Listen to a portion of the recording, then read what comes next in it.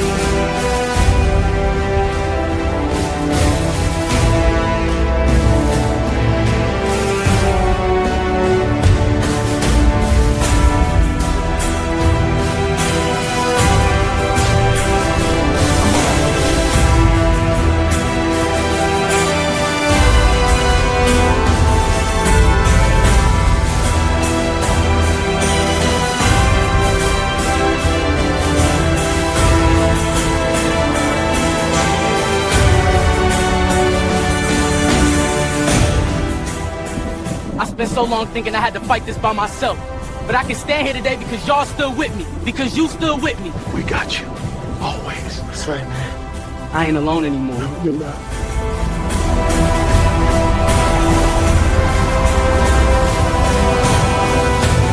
Good. Start. Good.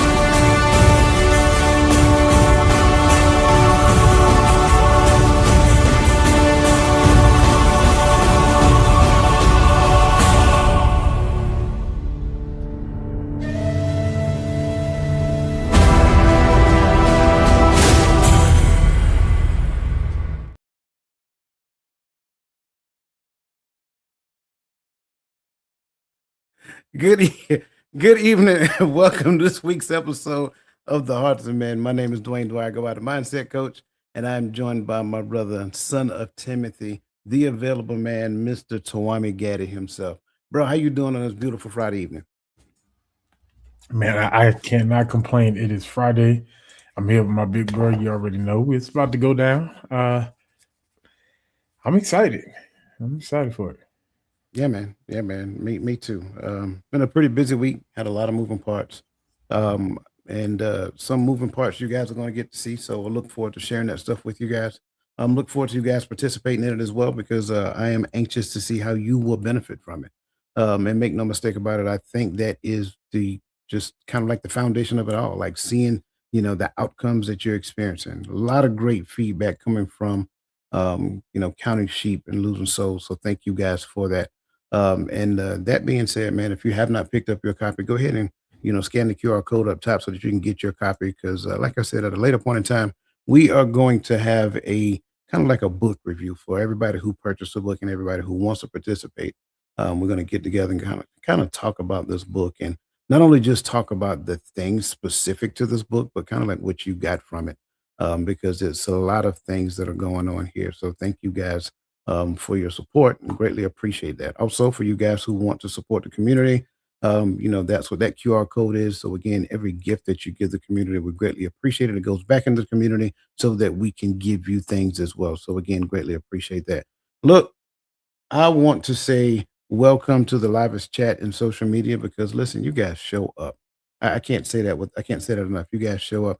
And I want you to understand that we greatly appreciate you guys showing up. So that being said, on this channel, on this network, we like to recognize you by name. So if you have not done so yet, make sure that you get in the comment section, say good evening, hello, hi, two thumbs up, smiley face, whatever it is you want to do. But please don't forget to hit that like button and share it. That way other people can kind of benefit from this information that you're going to get tonight. So that being said, I want to make sure that I give you guys a shout out. Good evening and welcome the rebirth of Nick D. Always good to have you. Greatly appreciate the work that you do as well. Crystal Everett, same to you. Good to see you. Welcome.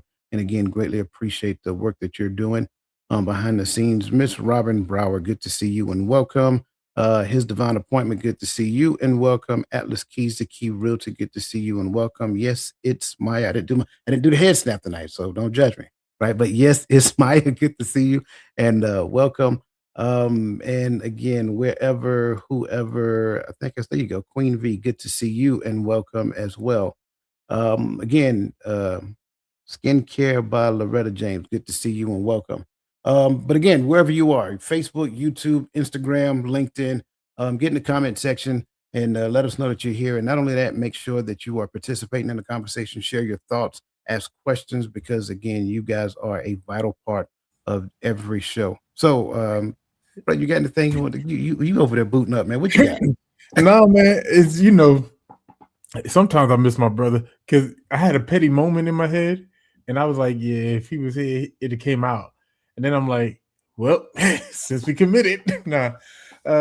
When you said shout out, you said Miss Loretta James. I don't know why the first thing came to my head was Kevin Hart. I mean, he's like, Miss Loretta, I'm ready for the rest of the tour. Terrible. Oh man, that was not expecting that. You caught me off guard. But that is funny. Christina Ward, good to see you and welcome. Any other thoughts, concerns, things that I may have overlooked or missed? Oh yeah, I'm sorry. Before we get started, tomorrow morning, reframing the image of relationship. I don't think you want to miss that one. So make sure that you're here tomorrow morning, 10:30 a.m. Eastern Standard Time. So yeah, I think that is about it. Ready to go ahead and get started, bro? So, tonight's conversation, I've already did my monologue, so I don't have one now. Tonight's conversation is all about the power of acknowledging your brokenness. And I think for the most part, and I want everybody to understand, this is the hearts of men, but brokenness does not care about a gender. I just want everybody to understand that. So as we're having this conversation, don't just look at it from a man's perspective. If you're a woman out there and you're in the comment section, comment from a woman's perspective as well, because I think it's good for us to kind of get both perspectives. Okay. So I want to start off with a very heavy question because again, this is what this is all about, right? And so I want to ask you, and I kind of already know the answer, not because I know you, but because I know people who live. And if you live long enough, you've been in a situation. So have you ever been in a place in your life where you felt broken? And if you have, can you describe what brokenness is to a man? Woo. Man. So, of course, I'm gonna say yes.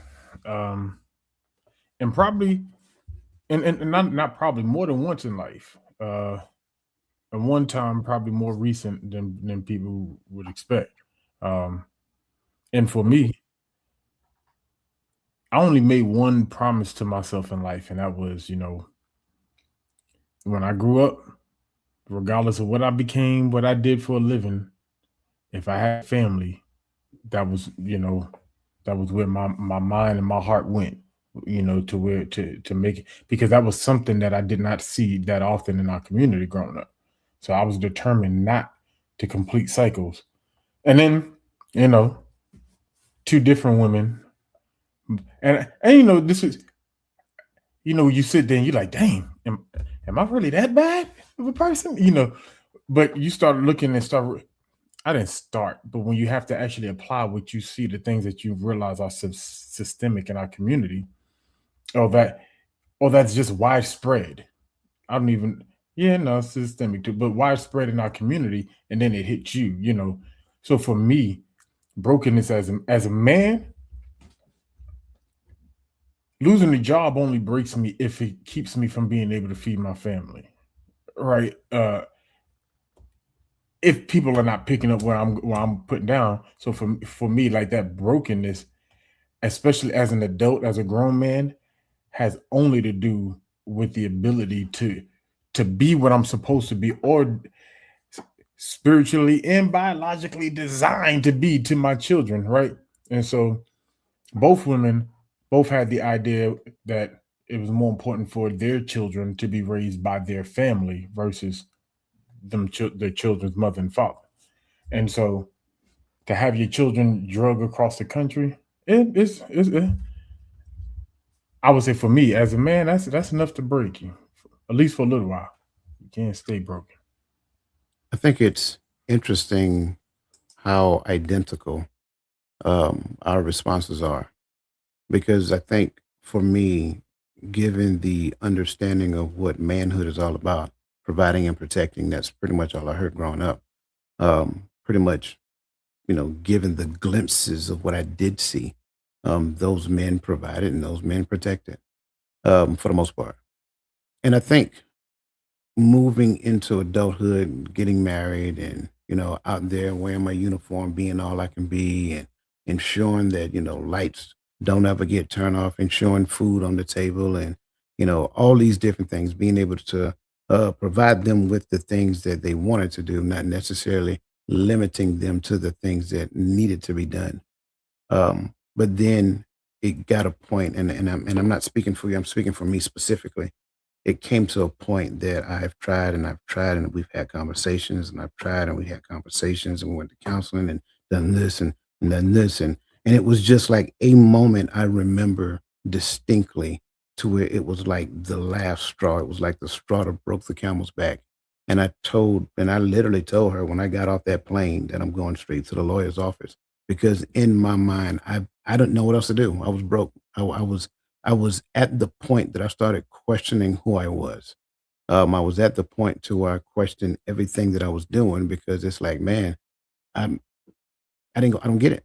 I don't get it. And you don't want to say certain things in the midst of conversations. But it's like, you know, I'm not trying to be funny. Am I saying I was model perfect 100? Absolutely not. No one is that. Right. So I'm definitely not saying that. But there was a lot more good than there was bad. And that part I think I can say with a high degree of confidence. And it just got to the point to it's like, I don't know. I don't know what else to do. I didn't know who to call. I didn't know anything. And it just I was just done. And so for me as a man, it was like you question who you are as a man, because everything that you knew as a man was rooted in provision and protection. And again, limited as that scope is, that's what I knew.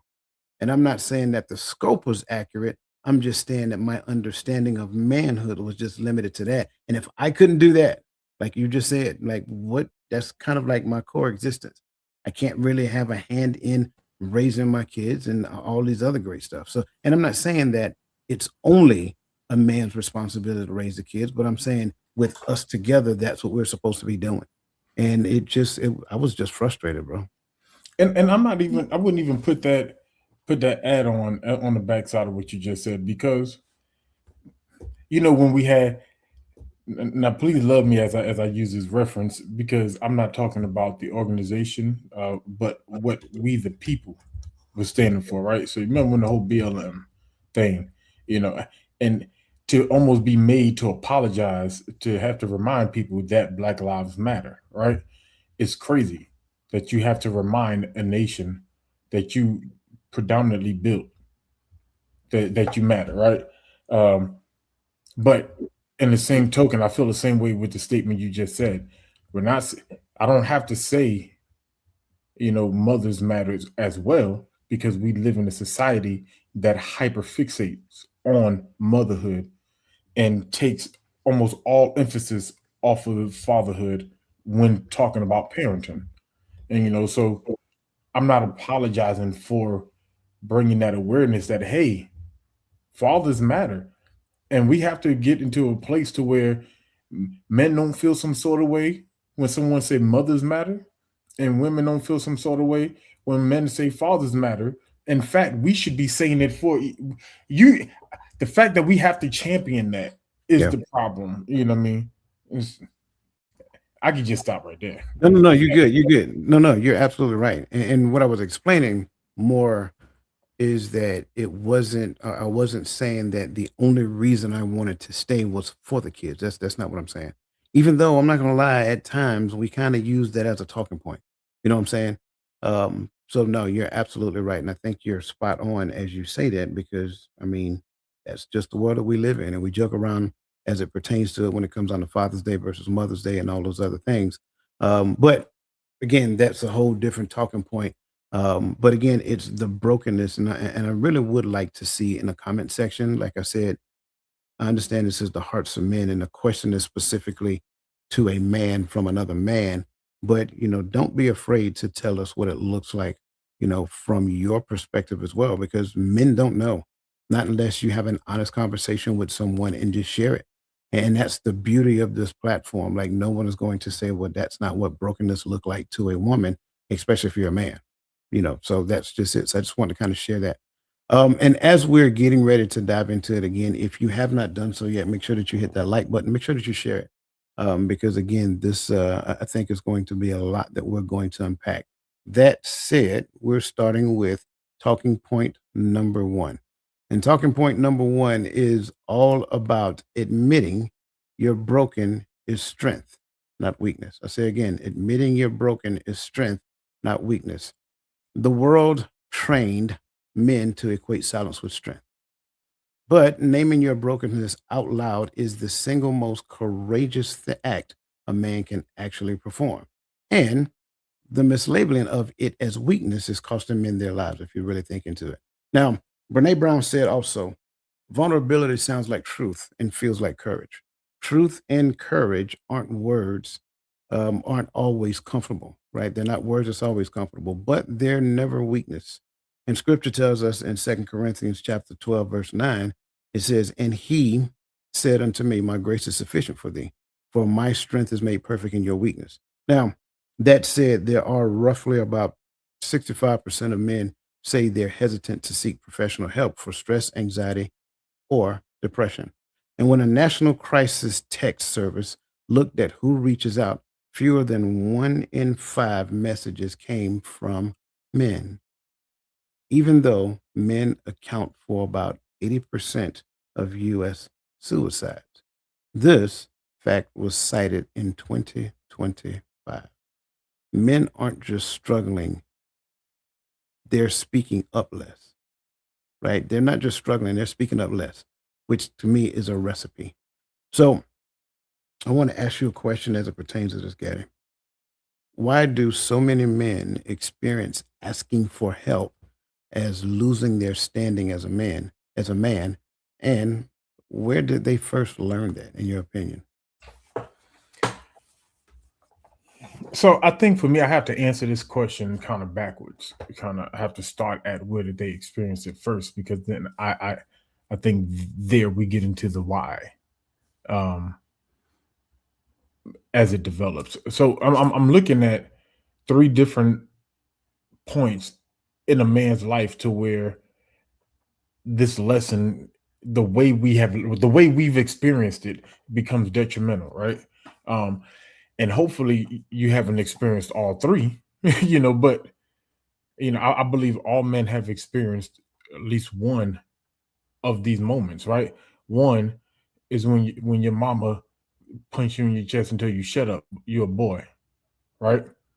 Got nothing. I'm talking to younger men, right? I don't, our mamas did some things now, punching us in the chest. I don't know. Some of us got that, but that was, we had our options. Yeah. But that shut up, you're a boy, that's detrimental to your young boy, right? Teaching them how, and I think I've said this when the first time I've had this conversation, it's not the fact that it's not okay to cry, but how to handle emotions as a man is a skill that needs to be taught.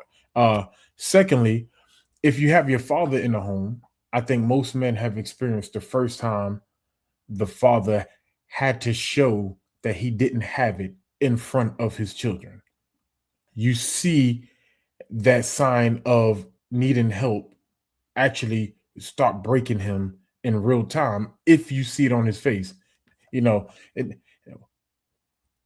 what's sad is that I'm about to say this, like, my father wasn't in my home the majority of my life, but I know that I'm one of the few that had that were able to experience seeing that in their father. Now that to me wasn't too much of a detriment because my father kind of put life lessons behind the moment, right?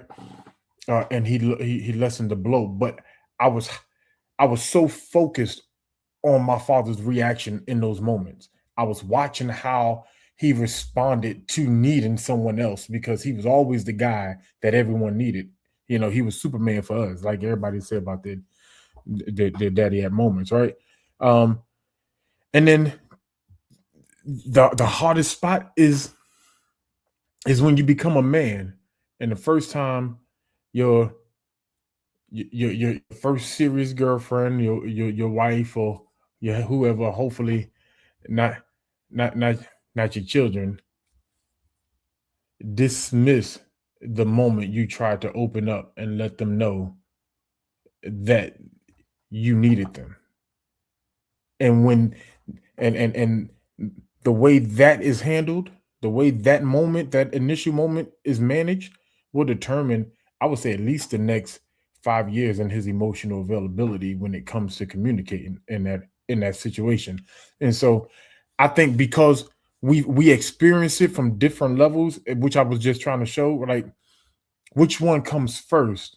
It depends on the experience, right? But these are different levels of which men face this, hey, man up mentality, this whole, hey, you're a man, you just got to deal with it mentality. And so why? Because it has become our societal norm. It has become our our baseline of how we operate. The reason why you have to understand the reason why when we have these relationship conversations and arguments, and sometimes you be sitting there and you scratching your head, it's because sometimes a lot of times you what you hear is people saying, but why do you have a problem? Why do you feel some sort of way? It's just girls doing whatever they want to do. Why do men have opinion? Because in a lot of people's mind, you're a man, you're just supposed to deal with whatever comes. If what I do brings negative effect, and I had a woman tell me this, I'm not going to say it's the woman I married, but that, you know, if that what they did had a negative effect because I'm a man, I'm just supposed to fix it and deal with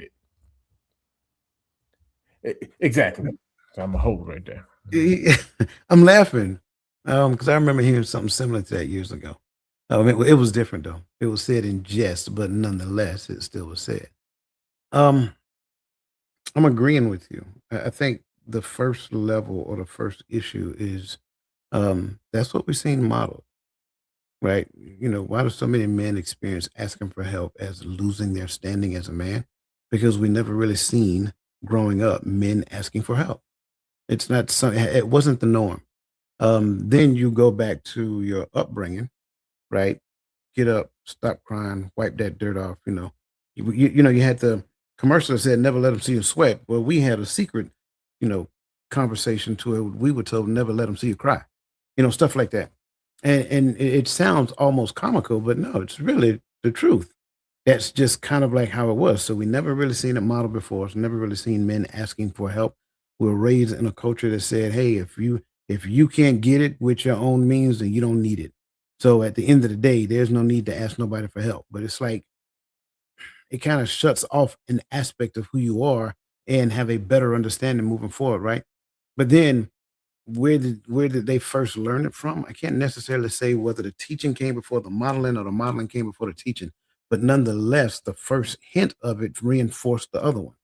So if someone told me, "Get up, don't cry, never let them see you, never let them see you cry," whatever the case may be, and then I never see a man who asked for help, they just dealt with whatever's came, regardless of how, debilitating it was, then it's like they're low key teaching you to do the same thing. So for me, that's the one that makes sense. That's the thing that stands out because it becomes part of your core understanding of manhood. So that's just kind of like my response to everything. And again, it's pretty much the same. And again, I like it because you grew up north. I grew up down south. And I think a lot of times, I think a lot of times we believe that we're two totally separate entities. We grew up differently. And no, not really. If you really pay close attention to it, we have very similar upbringings and things of that nature. So, greatly appreciate that, man. Greatly appreciate everybody's response in the comment section. I'm going to go and grab those in a hot second. However, I think the first thing I want to do before doing that is I want to bring up a poll. Now, that said, the data is clear. I want to start with that. The data is clear. Fear of appearing weak, not lack of awareness, is the dominant barrier. 65% of men hesitant to seek help. Name the fear and it loses its grip. So the question for you in this poll is what most men often keeps a what most often keeps a man from admitting he's broken. Do you believe it's number one, he doesn't realize he's struggling? Number two, he genuinely has no time. Number three, he's afraid admitting it makes him look weak. And number four, he think it isn't serious enough to mention. Now, I'm curious and interested to see how some of these responses are. And again, not asking you to be a man, but you knew men. You was married to a man. You seen a man, your dad, so you have an awareness. And again, maybe they didn't tell you. Maybe they fall into the same category that myself and Gaddy did, and they didn't necessarily share those things with you. All of that, in my opinion, it bears weight. It should be something that we should consider. And as we're going through the polls again, keep chiming in, keep leaving your responses, keep answering questions from your perspective, because I think it's important. And we're going to grab those here in a second. But I want to move on as you guys answer the poll to talking point number two. Now, talking point number two is the mask is heavier than the wound. Pretending to be fine is more exhausting and more dangerous than the pain a man is hiding. The mask doesn't protect him. It isolates him from the very people and the very God who can help him carry it. Now, Carl Jung said the most terrifying thing is to accept oneself completely. Now, you got to let that set in for a second. The most terrifying thing is to accept oneself completely. In the book of Proverbs, chapter 28, verse 13, it says, "He that covereth his sins shall not prosper. But whoso confesseth and forsaketh them shall have mercy." That said, the cost of the mask is not abstract. In most recent CDC data back in 2024, the suicide rate among men is nearly 4 times higher than among women. And men make up, again, roughly 80% of U.S. suicides, while being about 49% of the population.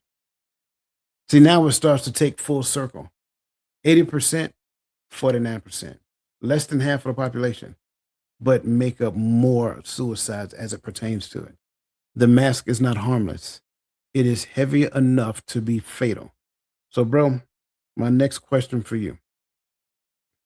What is the hidden price a man pays to keep up appearances year after year in his body, his marriage, and his faith?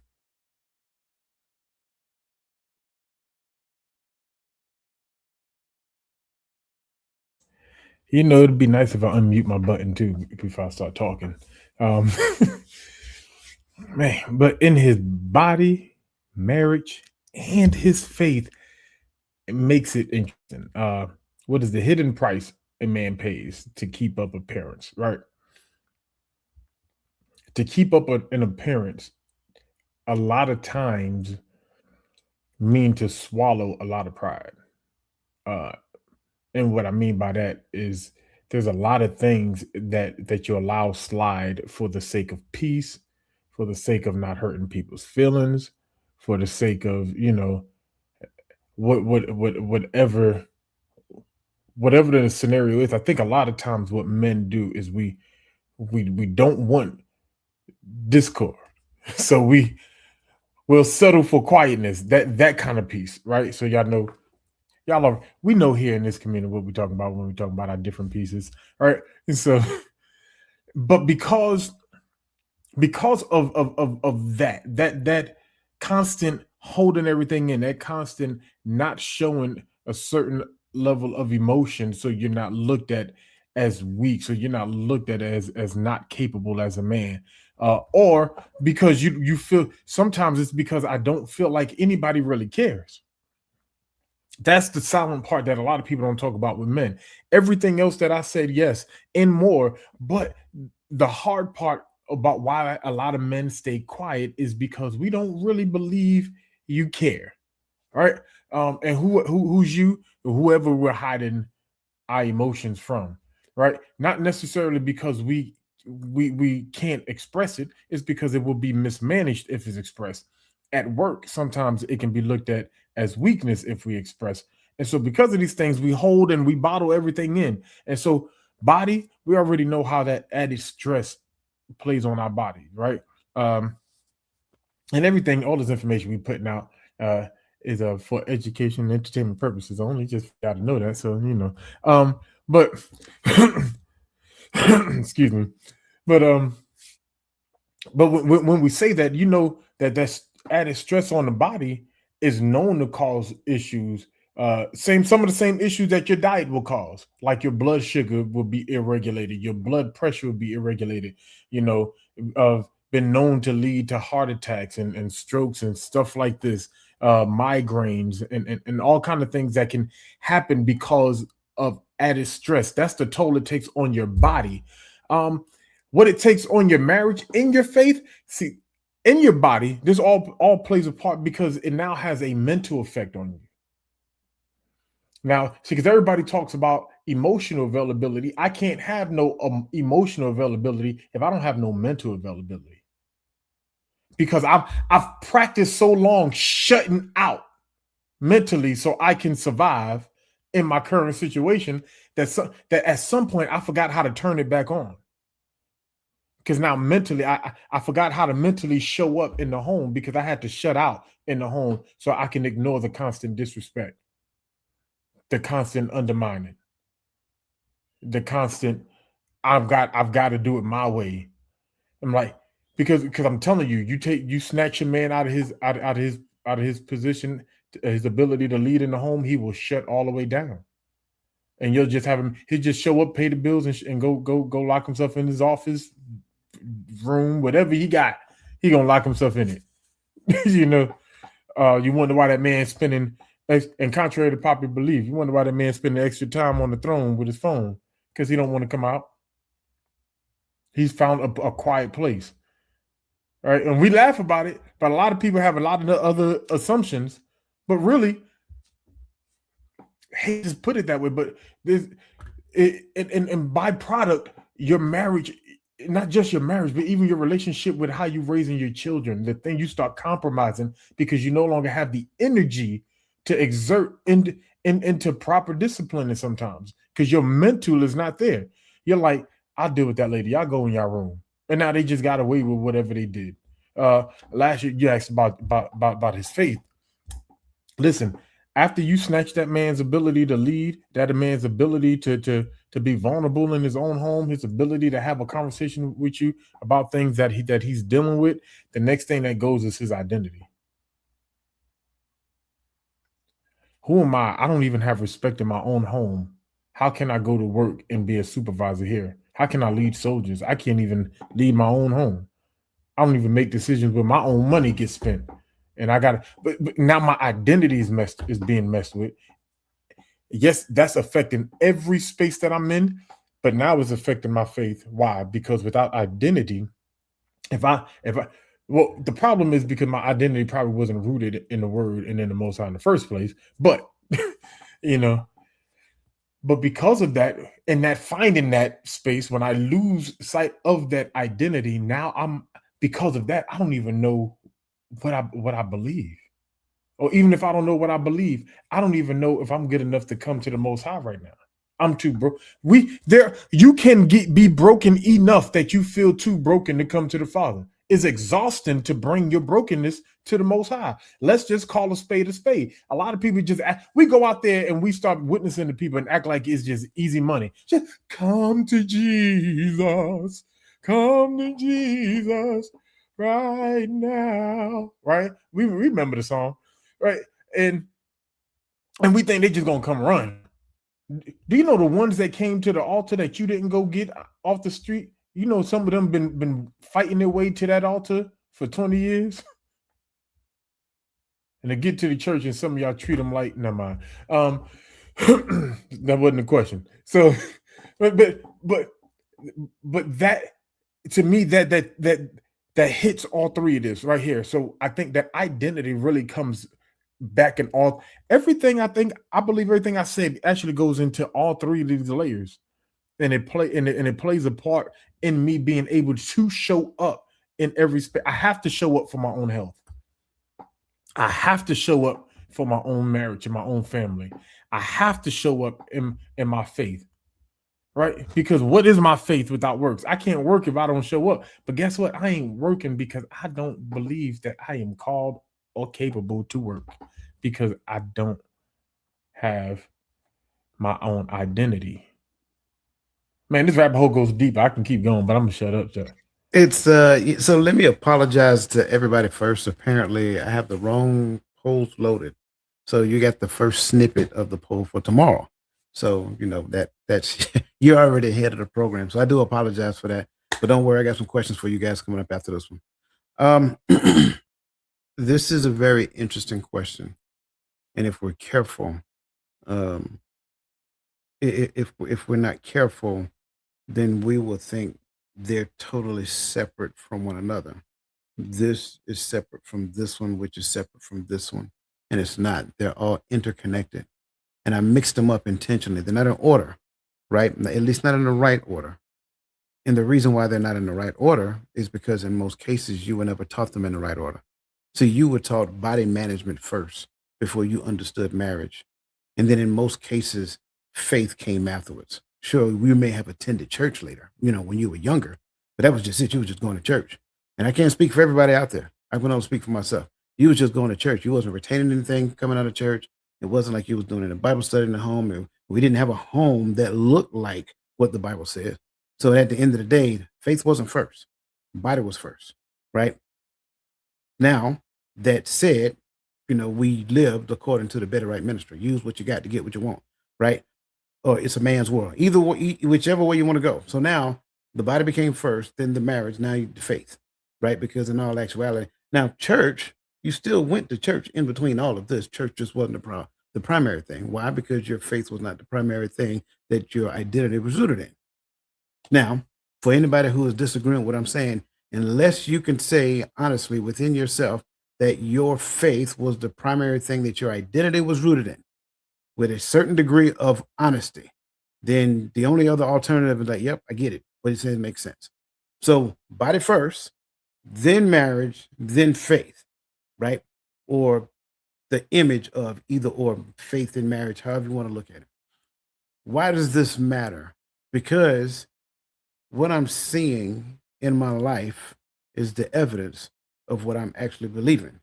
But if the evidence does not line up with what I say I believe, then I'm either questioning the evidence or I'm questioning the belief, one or the other.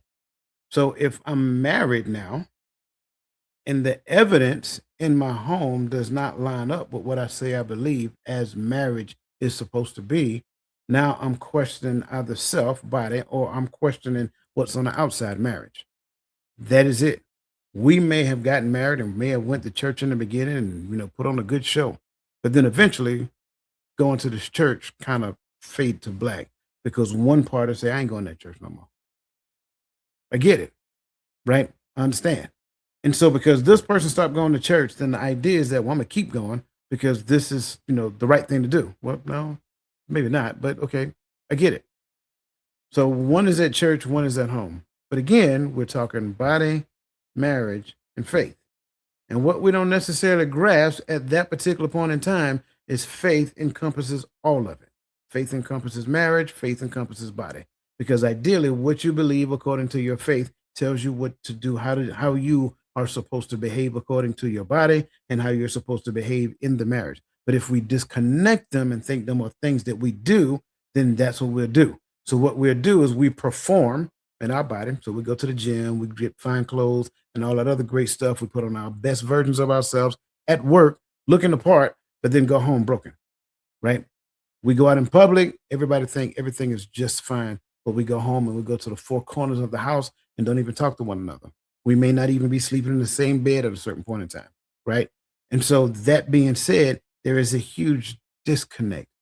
And like Gaddy said, that creates what I tend to call a slow cortisol drip.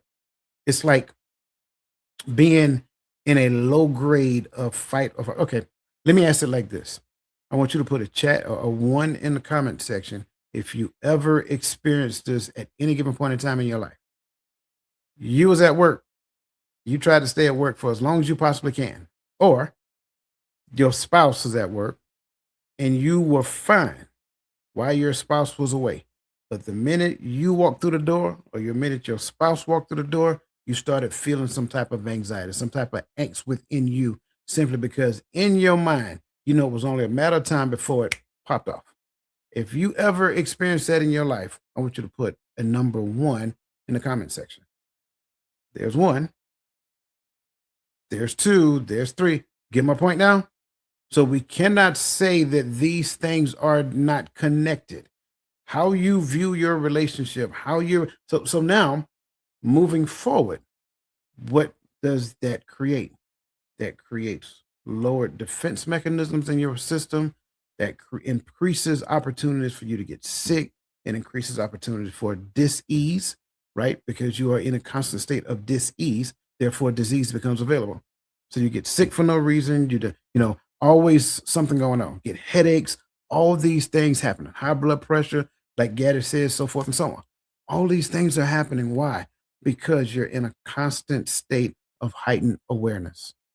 That's why. So when you look at the effects, like bring the question back real quick. When you look at the effects behind this right here, this here alone, the hidden price is sickness, mental distress, emotional disconnection. It is a heavy price to pay because at the end of the day, you have tied yourself to someone, whether it's that person or you, and for whatever reason, maybe neither one of you understood what marriage looked like. And because you never really understood what a marriage looked like, you decided to graduate from MSU. And so you was going to make stuff up as time went on.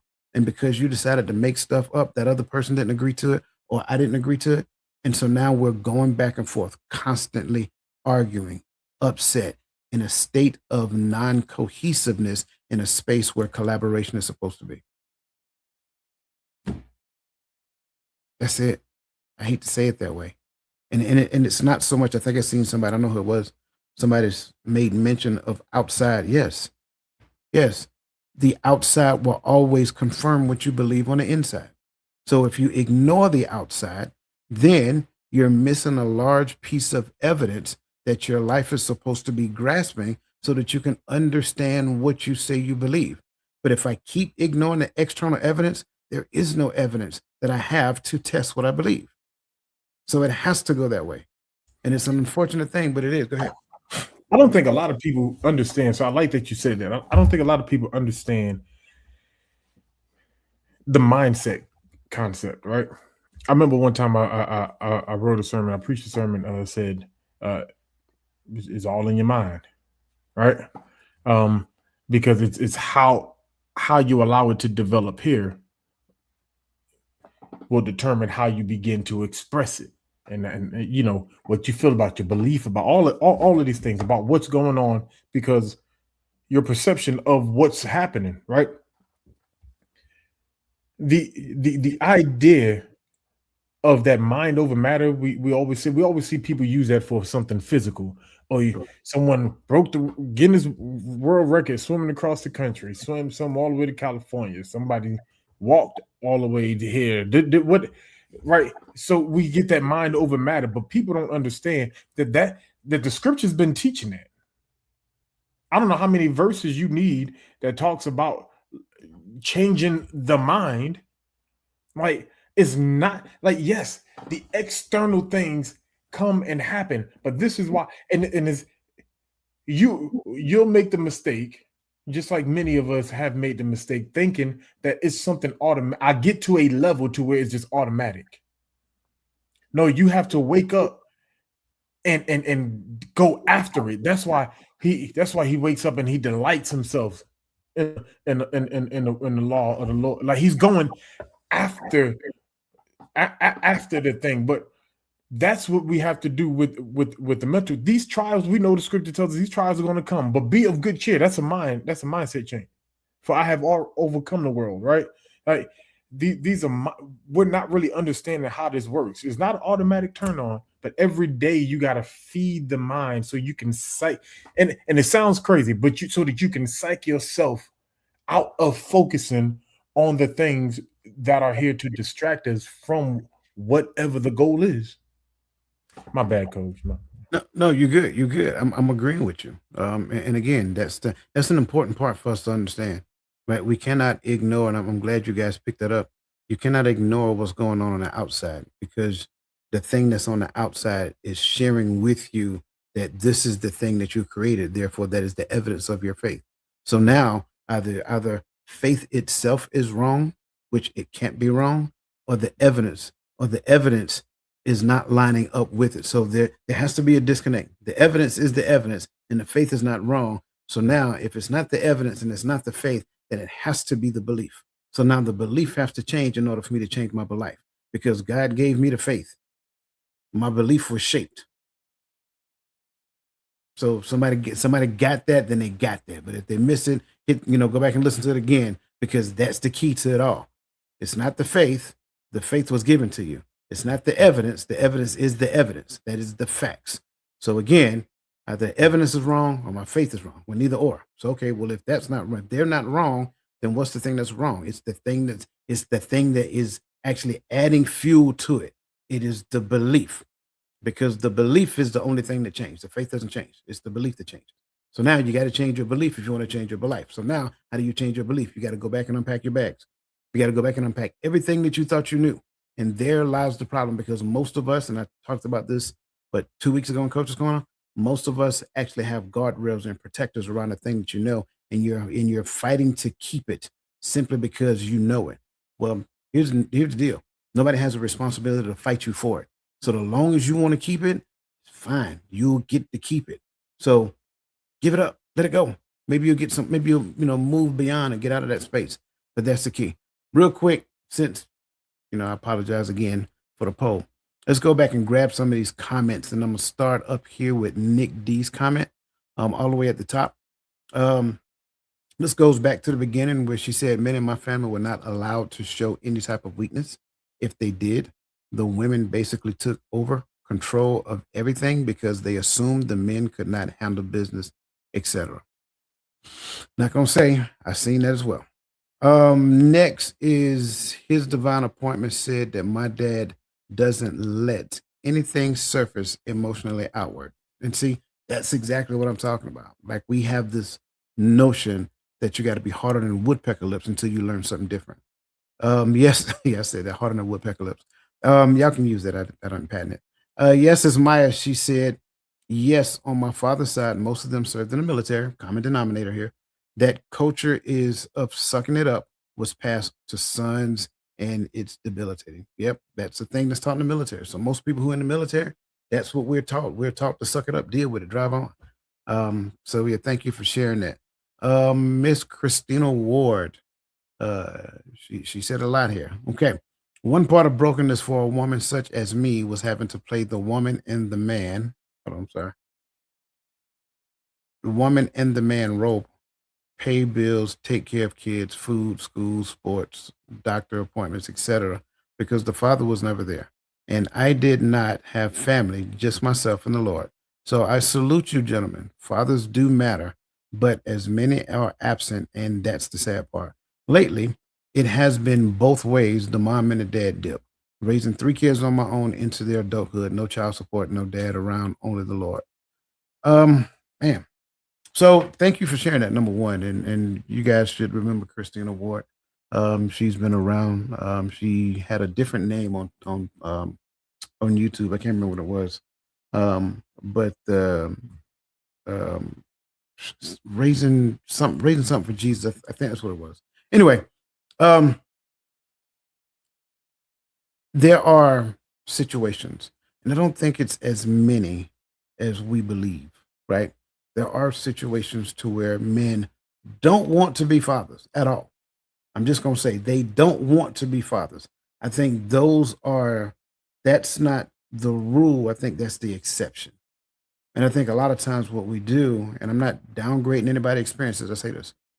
I think a lot of times what we do is we over popularize social media, the media, over popularize the exception to the rule. The dads who have kids and just don't want nothing to do with the kids. I think that is a very small percentage of men. Then I think you have these group of people who have these relationships and they have kids, and for whatever reason, the relationship didn't work out. But now it's like, okay, well, this person get the kids. This person now got to do cheetah flips to spend time with the kids. And the only way they really get to spend time with the kids for the most part is according to what the court says and what this person says. They have zero say so. It has to be done the way the court said to do it or the way this person said to do it. Right. So then there's that. But then there's another small percentage of people who get together, they have kids, they figure it out, they stay together. They recognize that I'm not that important, you're not that important, but us staying together for the sake of these children and sticking to this thing that we're committed to, that's the important part. And to those people, I salute. Because I think this larger group that incorporates both of these, the people who didn't make it and the court decides what fatherhood looks like, and these people over here to where the father say, I don't want to play. I think this group of people are the one that needs a group hug. Come on in, bring it in. We gotta embrace y'all. Something is wrong. I cannot be a mother. Let me say it. Let me say it loud and proud. And I'm okay with saying that. There's no version of me that can ever replace a mother. And there's no version of me that wants to. I won't even give myself credit for motherly duties. Conversely, no woman can be a father. I don't care what story you tell yourself, and this is not directed at her because I've heard that my entire life. No woman can ever take the place of the father. You can be the best mother you can, absent the father. You still have to do certain things. I get it. But you're not the father, can't take the place of father, can't even do fatherly duties, none of that stuff. Only thing you can do is be a mother and be the best mother you can, and hopefully raise that young child up to be the best version best version of themselves that they can be, minus a portion of, their parenthood. That's it. And I get it. And that child is going to go through a portion of their life trying to put some things together simply because that other parent is missing. I think that's part of the thing that we have to get in. There is no substitute. I can't even go find me another woman to take the place of the mother of my kids. It's not going to happen. Best she could do is respect that child as being my child and raise that child as if that child was her child. But she is not the mother, nor can she ever fill those shoes. Get, I'm gonna pause right there, bro, because it look like you just want to unmute. No, you get man. Because you on both parts. You right where I was thinking on this statement, especially at the ending part.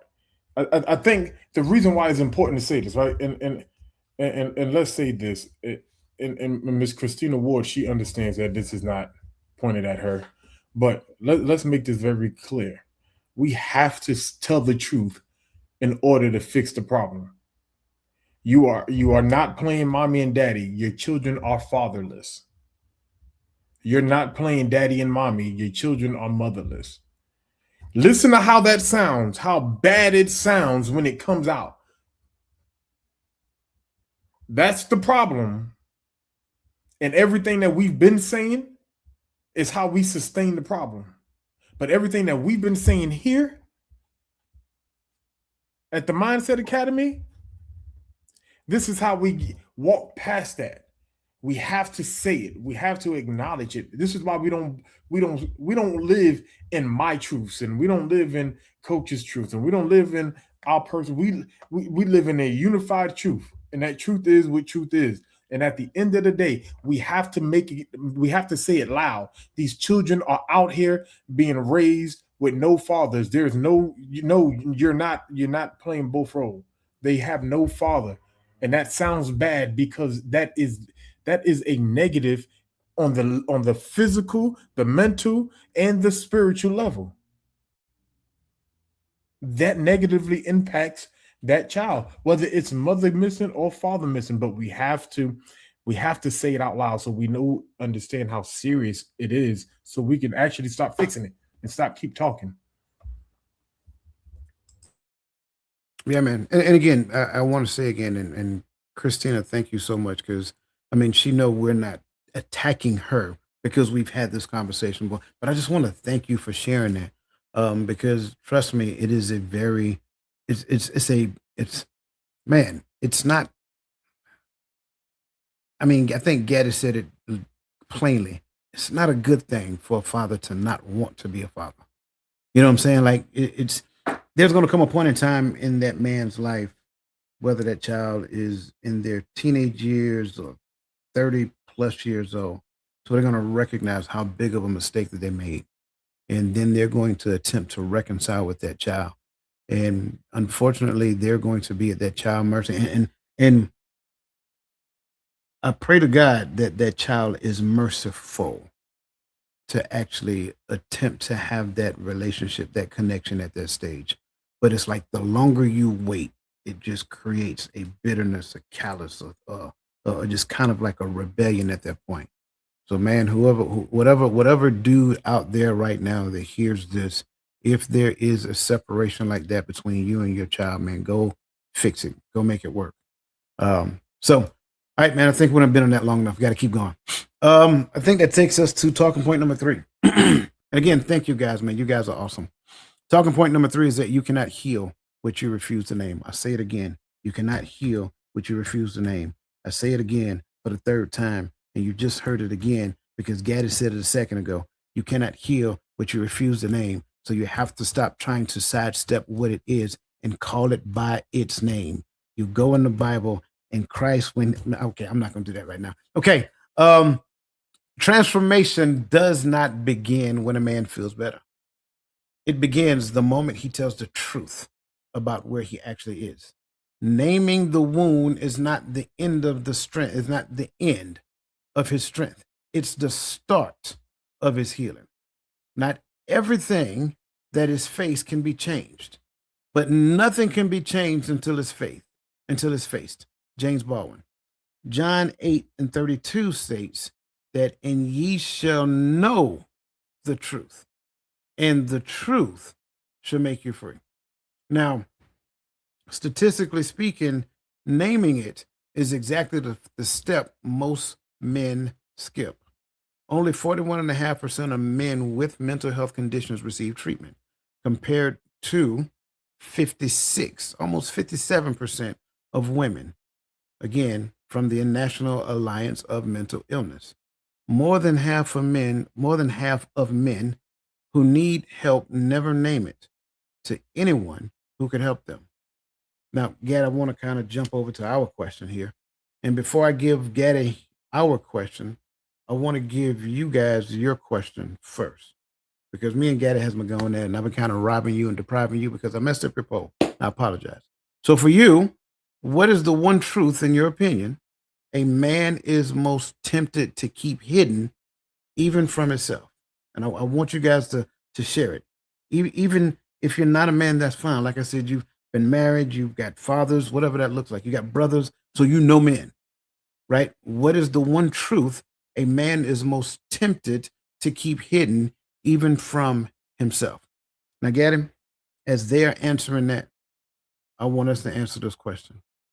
Why is saying the problem out loud to a wife, to a brother, to a pastor, the one step so many men would do almost anything to avoid?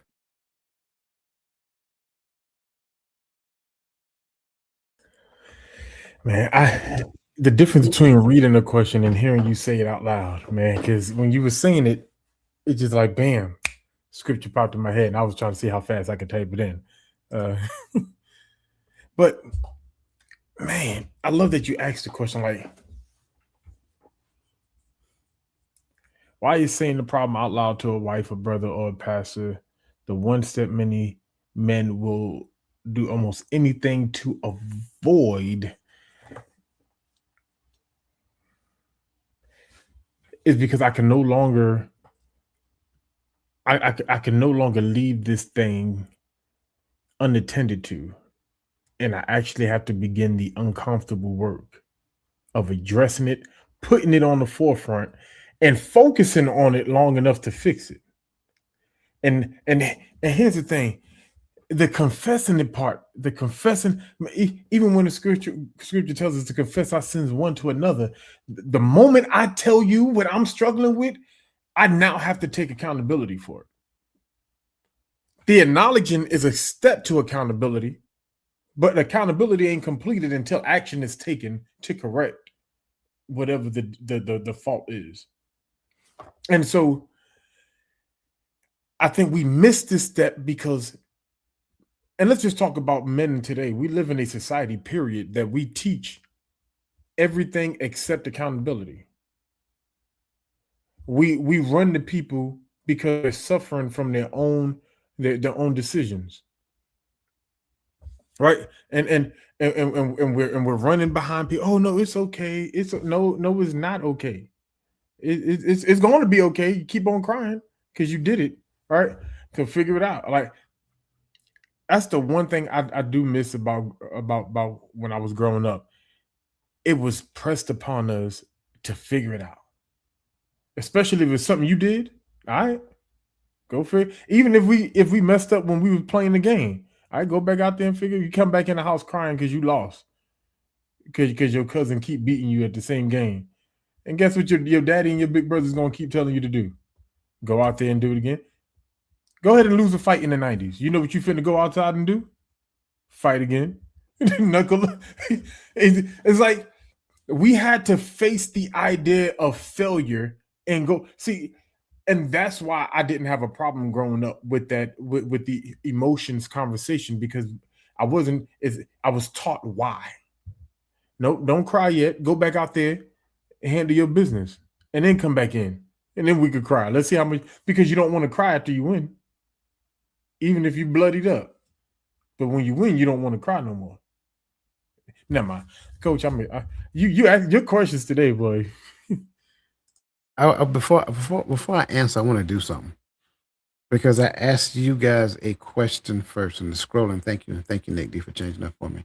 It's scrolling at the bottom, and I want to go back and rehash the questions, and I want us to take a look at it. So the question that the audience is answering is, in your opinion, what is the one truth a man is most tempted to keep hidden, even from himself? I want to do something, Gaddy. I want to bring up everybody's comments that he needs help, that he needs help, that he has failed. Some have come to the point where they are uncomfortable having hard conversation. He don't know what to do to lead his family. They may fear judgment or hearing their business again or used against them. Fear of shame. Let me see. I think They may fear judgment or hearing their business. Okay, that's the same thing. Every last one of them are right. There was no wrong answer in anything that was said. Everybody is right. And here's why I say that. Because I will start off by saying this, that first and foremost, I don't think for the most part, a lot of men surround themselves with people that they can have those types of conversations with. See, I would say this in conjunction with what Gaddy said, because Gaddy said, once I share it with you, now there's accountability. Maybe. But what if I share it with a person who does not want to accept the responsibility of accountability? See, I think that's a different thing, because I think sometimes, like, let's be completely honest with you. I'm just going to use, I don't know, let's use finances as an example. Can you say what you just said again? I'm sorry. Can you say it again? Which part, man? I don't know. Whatever you just said. Sometimes we surround us. Okay.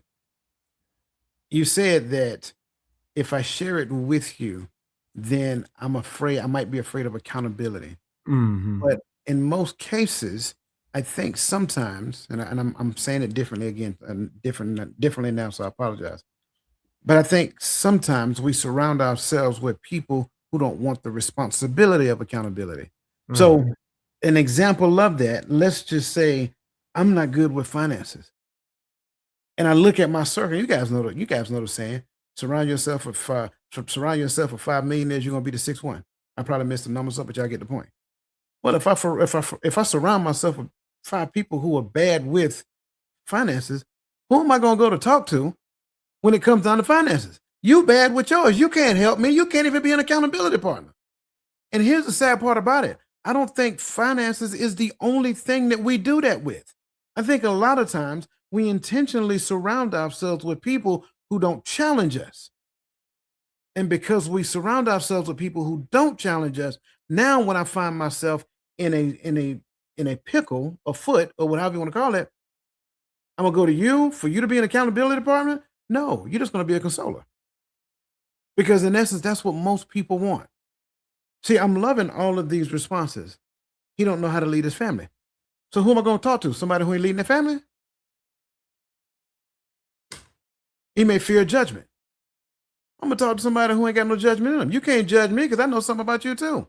This is the issue that I have seen with my own 2 eyes. We keep connecting to low-hanging fruit. And this is not calling a person low-hanging fruit. You're choosing the easy road.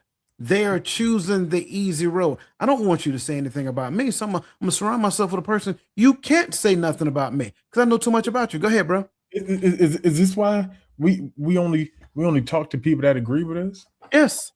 This is why Democrats don't like to have conversation with Republicans and vice versa. They That's get a in their whole feelings. that's a whole nother animal right there. They get- no, and I'm just using that extreme I for got a reason. Like and politics is just a easy one for me because people get in their feelings. We're really about to get into a fist fight about two grown men or grown women who don't care two things about us. It ain't gonna do absolutely nothing to change the course direction of this country. And we up here fighting because of whatever skin color, gender, or affiliation they have. Mhm. That's crazy work. Yeah. That's that. But you're right. Like everything you're just saying is like this is why we can't have a civilized conversation about politics because we get in our feelings. I don't want you to oppose me. Yeah. My Yeah. bad. No, you're good. And so I think that to me is one of the biggest reasons we don't surround ourselves with a person who will actually take the responsibility for accountability.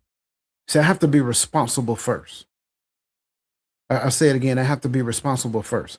A lot of us like to walk around talking about accountability, but we forget the thing called responsibility, or we mislabel responsibility, accountability, either or, right? You have to be first responsible so you can be accountable. If you're not responsible, you can't be accountable. So I need to search my social circle to ensure that every person in my circle is responsible. And if they're not responsible, I now have a responsibility to them. And if not, you are defining our relationship together. If you choose that responsibility is not the thing that you want to do, you just defined our relationship. And here's the deal. Some people don't like accountability so much that they pull away from it. Let them go. Be okay with the distance that they create. Still don't dislike them. Don't do anything against them. Let them go. Let them be happy wherever they are. Because again, they've withdrawn someplace to where no one is going to hold them accountable for their behavior or decisions. Be okay with that. Um, there's an old saying, if you want to go fast, go alone. If you want to go far, go with somebody else. That's the responsibility and accountability circle that goes far. Fast is individual. I don't want no accountability. I don't want nobody to talk to me and tell me what they see in me. I'm just saying. I'm bro, people, listen, There's not one coaching session I've had to where that's not a talking point. Not one. Not one. Even the one in my entire coaching practice ever, out of what, man, 9 years, the one person I turned down, the reason why I turned that person down, because they would not accept accountability. They needed to talk about somebody else. At that point, I said, I can't help you. You need to go find a counselor. Got to get past this era of telling everybody that they did a good job, to everybody that they look nice, can't tell nobody nothing wrong, because we've conditioned people. We literally conditioned people that accountability is hate. If I hold you accountable, I hate. Like, we talk about the, we are so far in the red spiritually. Like, we're so far in the red that, like, some of these things, some of these scriptures we quote, and like we can quote them in every conversation almost, because it's just like, woe unto those who will call good evil and evil for good. Like, you hate accountability because you want to be able to live in your mess. But unfortunately, the reality is I had to learn. And I think, and even for somebody like me, I get so hyper fixated on this is what I've learned that I get frustrated or mad when other people don't see it. But here's the thing that I learned. And this is something that you think that everybody would understand, but people don't get it. There's 8 billion other people on this planet with you. It can't possibly be all about you doing whatever you want to do.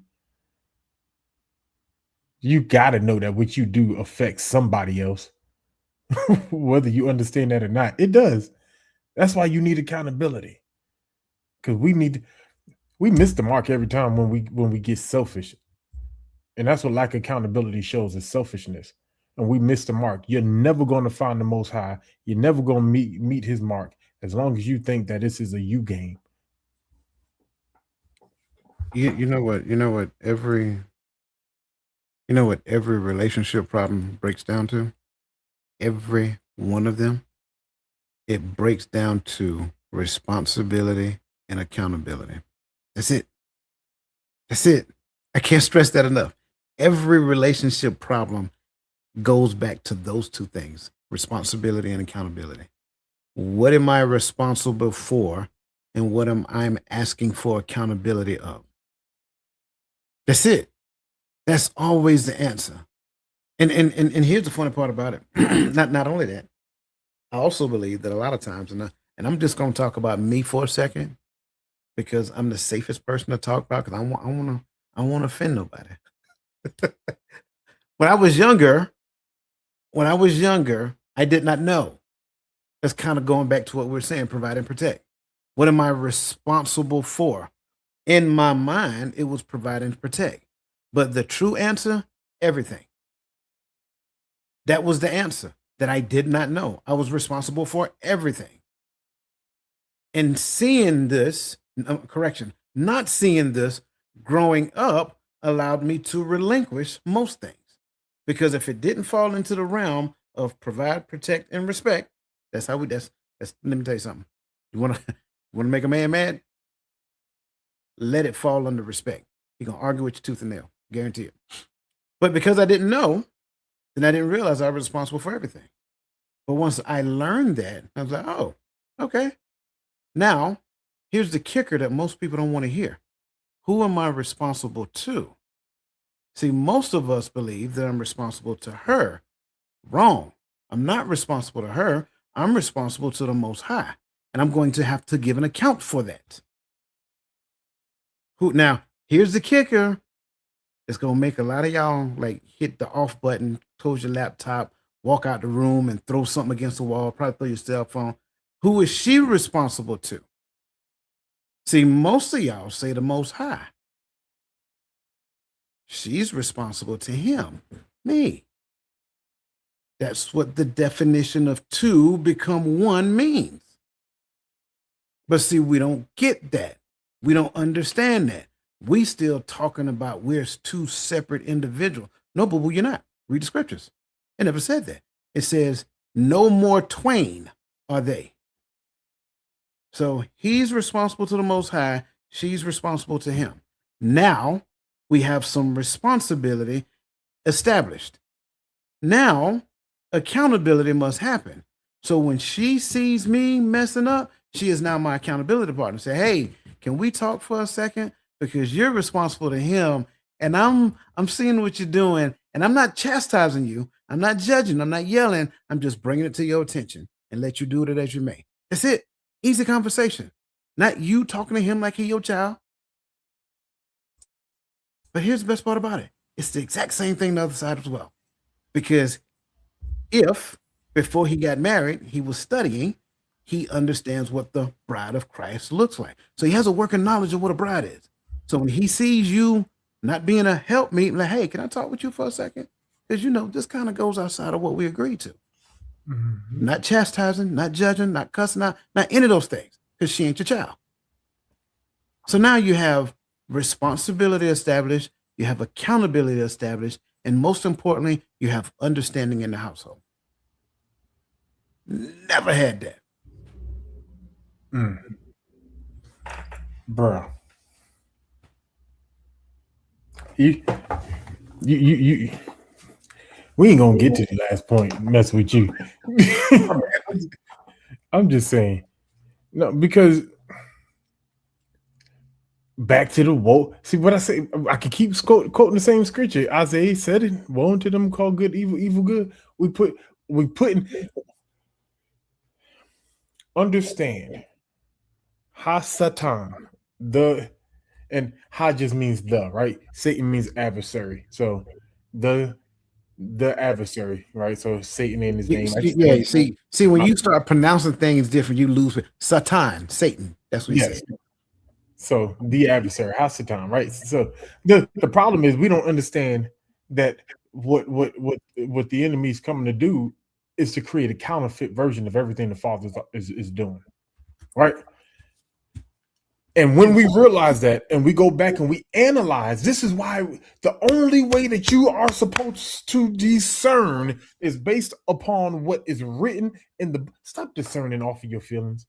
I'm sorry, boo boo. That wasn't the Holy Spirit. That was heartburn. I mean, that was that was your feelings, right? Because we do this so much and we go down these rabbit holes and we've broken up so many families off of somebody's discernment or intuition, whatever they want to call it, on a Friday night. But my bad. But we have to get to a place to where that's the deciding factor of what I'm discerning against. Because if not, we will be caught for the counterfeit. And the counterfeit is in the room. I'm sorry to tell you. But this idea that the man is showing up in the man, because think about how we do in relationships now. Happy wife, happy life. So the man is doing whatever he needs to do to adjust to the woman instead of being who, and then we wonder why the men are running around here not feeling like they are loved or appreciated in their own home. Because you've given the authority over, there's nothing else to appreciate. It's sad. It's sad that we say it like that, but that is the truth. Once you give up your leadership in the home, she has nothing else or no reason to appreciate. For what? Only thing you're doing is pay the bill. If you leave, she's gonna go get a job and pay the bills herself. I'm just saying what I'm saying. So if you're not, woe unto them who call good evil, evil good. Indeed. You know what? It's been brought to my attention that we still got 2 more points. Listen, if you guys have not registered for August 8th, again, free webinar, the relational intelligence webinar, I don't think you want to miss that, especially if this is what we're talking about. Okay. So make sure you scan that QR code and make sure that you get out there. Listen, I am going to do something. I haven't done this in a while, but what I'm going to do is I'm going to give you point number 4, right? And then we're going to keep moving forward. We're not going to answer the question for point number 4 because I want to get to point number 5 because I don't want to leave you out. So if you guys can agree to stay with us just a couple of extra minutes tonight, we're going to try to get through this so that we give you everything that we have. Okay. That said, talking point number 4 is isolation is where brokenness grows teeth. I say again, isolation is where brokenness grows teeth. Isolation generally happens when people get to the point of understanding something is actually wrong, but they do not name it. They do not talk to anybody, and they think if they go into isolation, it's going to go away. It will not. A man suffers most, not in the breaking, but in the bearing it alone. Brokenness carried in secret turns into shame, and shame in isolation turns into despair. God never designed a man to be his own rescue. C.S. Lewis said, friendship is born at the moment when one man says to another, what? You too? I thought that no one but myself, dot, dot, dot. So again, when we have these shared things go on, now you will find that there's a connection that actually happens. The book of Ecclesiastes 4, 9 through 10 says two are better than one because they have a good reward for their labor. For if they fall, the one will lift up his fellow. But woe to him that is alone when he falleth, for he hath not another to help him up. And again, I advise you, go take a look at the fellow, go look at the word fellow, look up the word fellow. The word fellow goes a whole lot further than what you tend to most time think about. Statistical data here, men are more alone than they've ever been in generations. I say again, men are more alone than they've ever been in generations. The share of men reporting no close friends rose from 3% in 1990 to 15% in 2021, and is still rising, I would bet, especially because of social media. So I want you guys to kind of digest that, process that. Again, isolation is not the answer. So if you're choosing isolation over liberation, then I invite you to stop doing so. Talking point number 5 is brokenness is the doorway God uses, not the dead end the enemy claims. The place a man is most ashamed of is often the exact place God begins to rebuild. Brokenness is not proof that God has left. In scripture, it's repeatedly the address where he shows up. Shame says, this is where your story ends. God says, this is where I begin. Ernest Hemingway said, the world breaks everyone. And afterwards, many are strong at the point at the broken places. Okay. You got Psalms 34:18 says, the Lord is nigh unto them that are of broken heart, and saveth such as be of a contrite spirit. So statistical data here says that brokenness is not the exception. It's nearly universal. I'll say again, brokenness is not the exception. It is nearly universal. More than 4 in 5 men, that's 83%, y'all, report experiencing stress in the past 6 months. Almost every man watching is carrying something at this very moment. The question was never whether you're broken. It's whether you will let it become your doorway. So, and I'm going to do this again. Audience, you first. If brokenness really is a doorway, and this has nothing to do with men specific at this point, if brokenness really is a doorway and not a dead end, what is the very first step a man or a woman takes to walk through it? I ask it again. If brokenness really is a doorway and not a dead end, what is the very first step a man or a woman takes to walk through it? Brother Gadget, for you, sir, how does shame keep a man from believing his lowest moment could ever become his testimony? Man, so everything we talked about tonight, there's cycles that lead down to this to this place, this dark place for men. Because shame is a dark place for men. Because many of us won't go into a place that we know the people that we are embarrassed around or have shamed ourselves around are there. We will, which means we'll probably shy away from networking opportunities, and we'll shy away from, the opportunities to go to functions, to meet. You know what I'm saying? Like, and so that affects our life, right? That affects our ability to maintain or to grow in whatever it is that we're doing. That's out in the world, right? But the problem is when we get into a place in shame, for a man, and the reason why I mention that it's a dark place because there's so much that has to go into a man's mind before he becomes now ashamed of who he is as a man. Because I can be ashamed of a situation, I may have bombed a meeting, bombed a client, or I made a mistake, said the wrong word on the podcast, or gave the wrong definition. I could be, embarrassed, and but that moment when you become ashamed of who you are as a man, when you look back and take inventory of your life, and you don't feel complete, right? And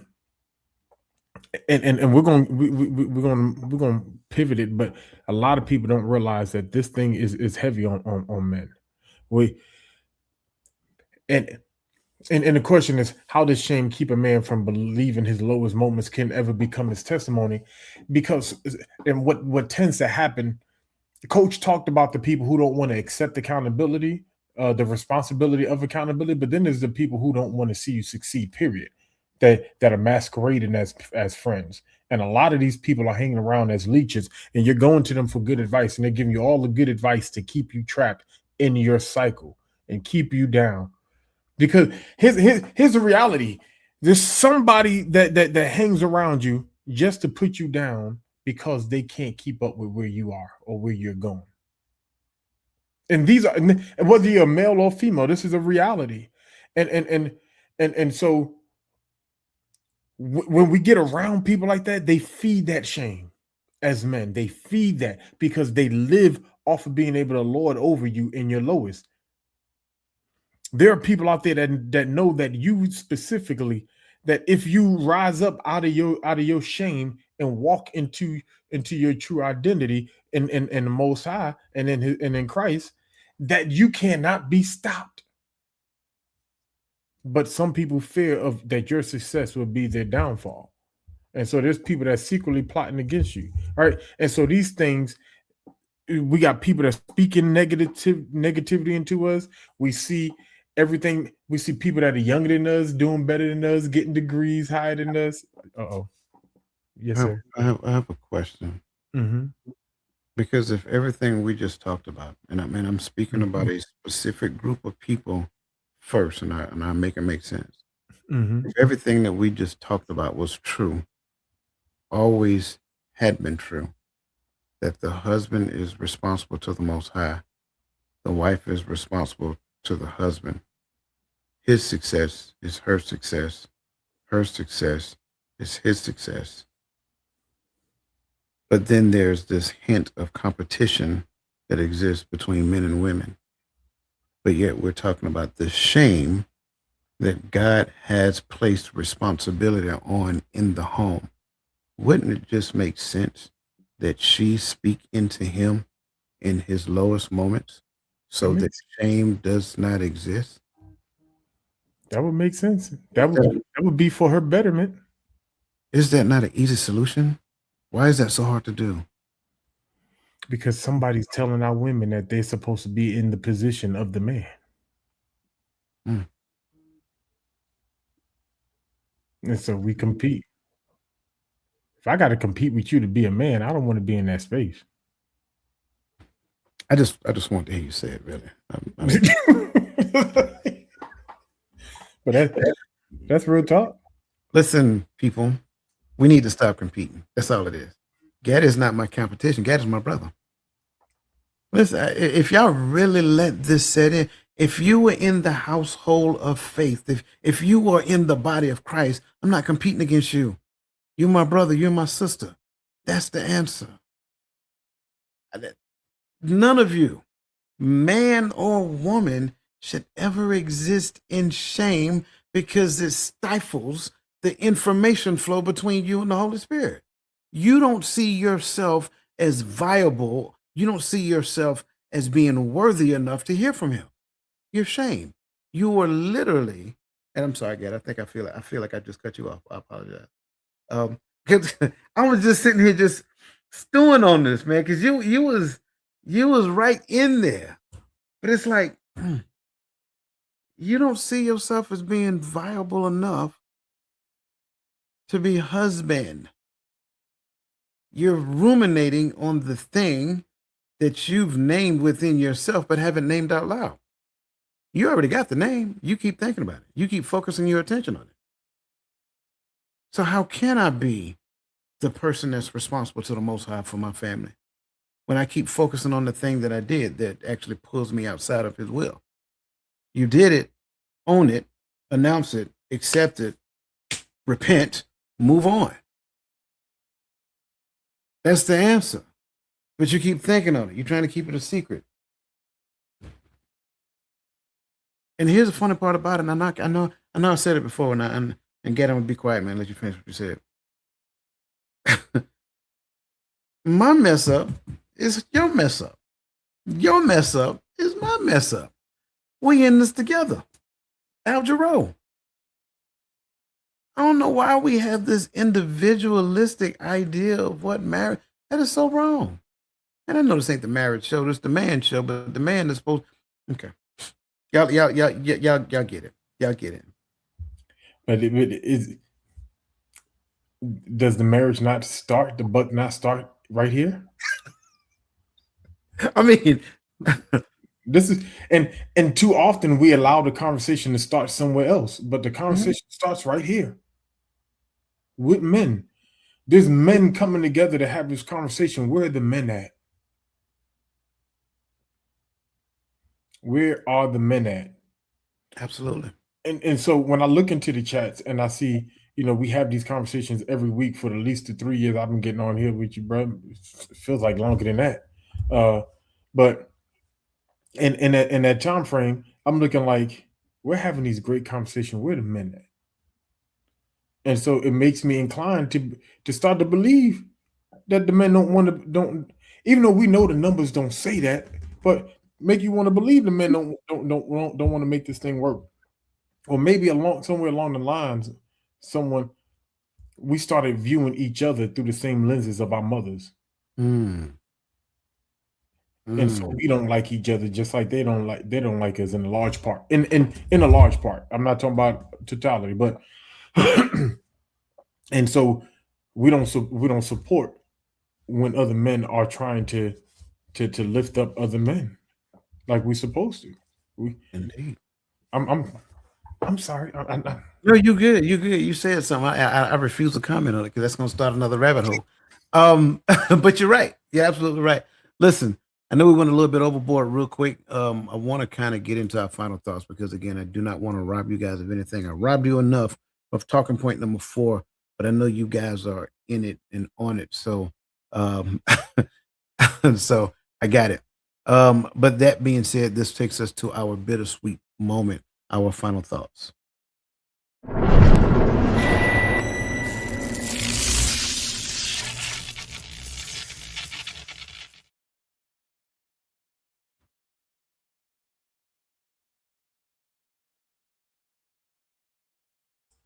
Once again, if I hit the mic button, people can hear me talk. I apologize. I love this conversation. The power of acknowledging your brokenness.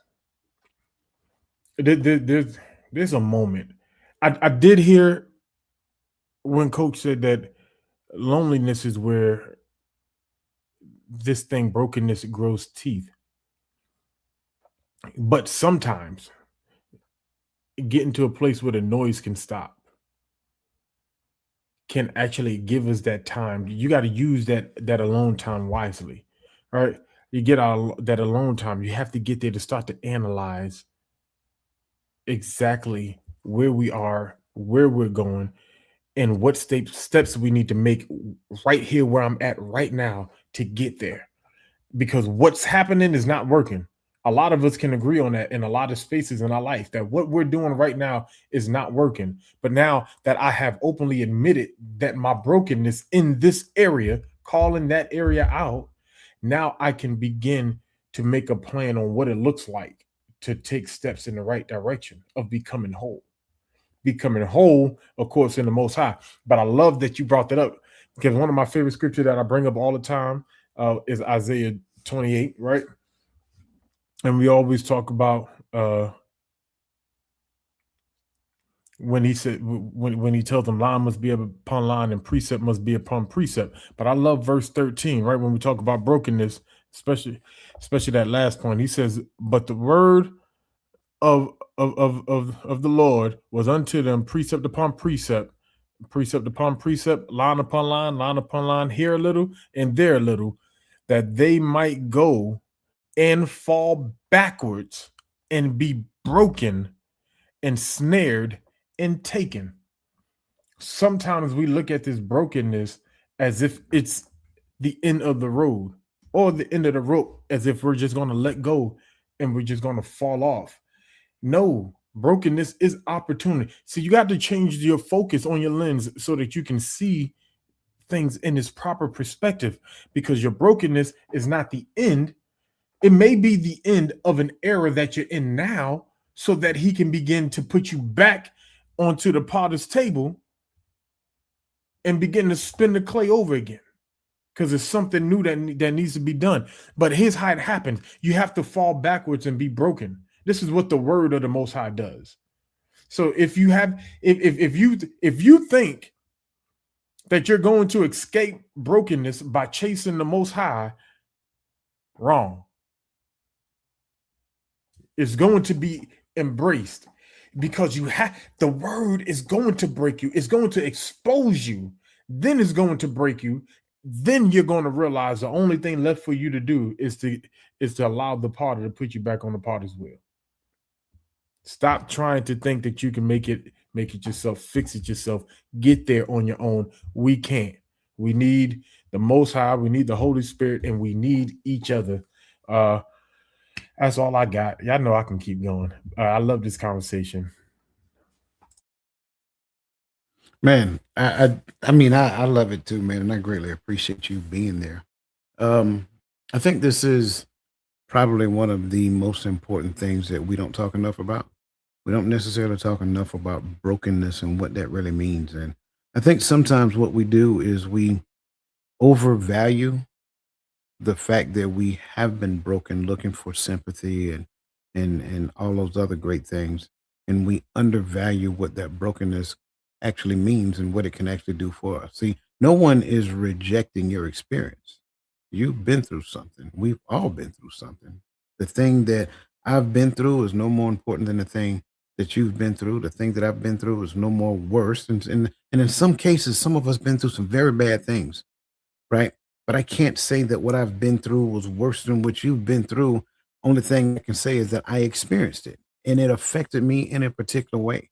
And I think that's a very important thing for us to say. And I think if you're with us tonight and this conversation resonates with you, touch you in any shape, form, or fashion, I think by virtue of that, you were intended to be here. I think there are people who join us every time we go live, just simply because they are part of this community. They value this community, they value what we actually do in this community, and we greatly appreciate those people for showing up all the time. But then I think that there are some people who show up and they be like, "Man, I needed to hear that." Well, you were supposed to be there for that particular conversation, just like you were supposed to be here for this one. But I'm not done, because I actually have 5 more things I want to share with you guys before we get out. Because I believe that brokenness actually shows up in the Bible in 5 different ways. The first one is brokenness. You're broken because of yourself, right? This kind of brokenness is inwards, a contrite spirit over our own sinfulness, which leads to humility, surrender, and godly repentance. But then there's number 2, and number 2 is broken people can crush people. I like to believe that hurt people, and conversely, healed people. And I think that's what we do a very good job here in the Mindset Academy.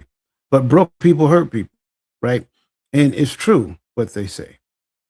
Since we're all born with fractured and dark hearts, our intentions, speech, and actions divide, separate, and damage other people. And a lot of times we do it unintentionally, unbeknownst to us, or whatever the case may be. It does not make it any less detrimental. So I didn't intend to does not account for the impact of. Number 3 is the world is broken and it breaks us too. No one gets through life without feeling the brokenness of the world.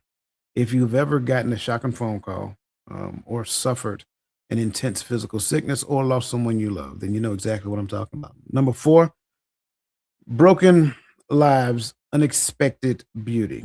Now, this one is a very different and difficult one to see, but if you inspect the life of any well-known Christian, somebody who, and I'm not talking about the ones that make the tabloids all the time either, but anyone who is a author or pastor or whatever, and if you talk to them, I think what you'll find and hear them share with you is that they've been through some things that shaped their lives, right?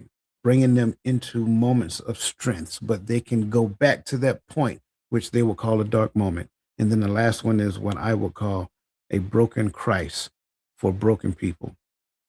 Here's the brokenness that makes the worst of life bearable, the brokenness of Christ, where we are forever known, held, loved, understood, and befriended in our brokenness and whatever it entails. Why? Because he experienced it first.